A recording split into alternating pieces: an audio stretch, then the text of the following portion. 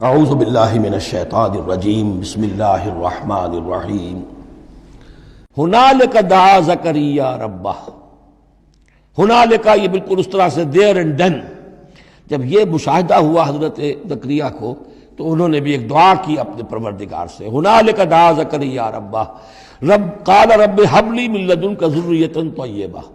اے اللہ مجھے بھی بڑی کوئی پاکیزہ اولاد عطا کر دے. بہت بوڑھے ہو چکے تھے، ان کی اہلیہ جو ہے وہ بھی بہت بوڑھی ہو چکی تھی، ضعیفہ تھی اور ساری عمر بانجھ رہی تھی، لاولد تھے.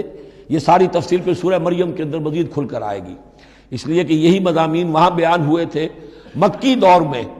جب کہ ہجرت حبشہ کے لیے مسلمان گئے تھے تو وہاں جا کر سورہ مریم کی آیات جو ہیں وہ پھر حضرت عبداللہ ابن جعفر نے پڑھ کر سنائی تھی. اس مناسبت سے یہ مضامین آپ کو سورہ مریم میں بھی ملیں گے. ساری عمر بوڑھے رہے اور بے اولاد رہے، لیکن اب وہ ایک دبی ہوئی خواہش، چنگاری وہ بھڑک اٹھی. اے اللہ اس بچی کو تو یہ کچھ دے سکتا ہے تو تیری قدرت ہے مجھے بھی ذریۃ طیبہ پاکیزہ اولاد عطا فرما. انک سمیع الدعاء، یقیناً تو دعا کا سننے والا ہے.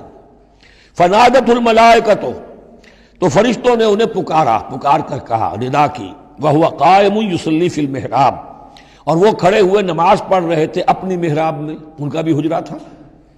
ان اللہ یبشرک بیحییٰ، اللہ تعالیٰ تمہیں بشارت دیتا ہے زکریا یحییٰ کی. مصدقا بکلمۃ من اللہ، جو تصدیق کرے گا ایک ایسے شخص کی جو اللہ کا خاص کلمہ ہوگا، یعنی حضرت عیسیٰ. کلمۃ منہ، یہ بعد میں باتیں آئیں گی.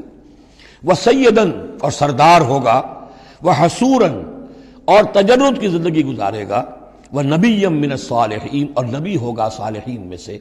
یہاں نوٹ کر لیجئے کہ آخری مدح کا لفظ جو حضرت یحییٰ کے لیے آیا ہے وہ نبی ہے. نَبِيًّا مِّنَ الصَّالِحِينَ.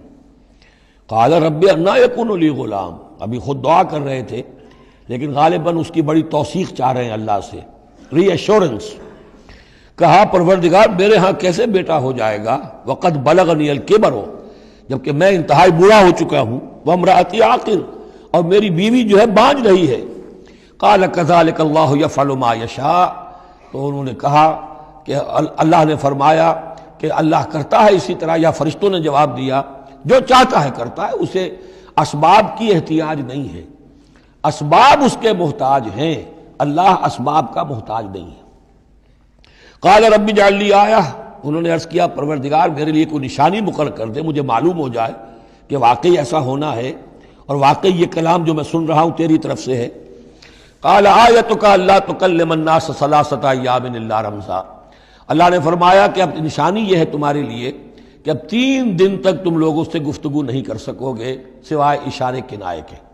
یعنی قوت گویائی سلب ہو گئی ان کی، اب وہ بول نہیں سکتے تھے 3 دن تک. وَاذْكُرْ رَبَّكَ كَثِيرًا، اپنے دل میں اپنے رب کو یاد کرتے رہو کثرت کے ساتھ. وَسَبِّحْ بِالْعَشِيِّ وَالْإِبْكَارِ، اور تسبیح کیا کرو شام کے وقت بھی اور صبح کے وقت بھی. صدق اللہ العظیم.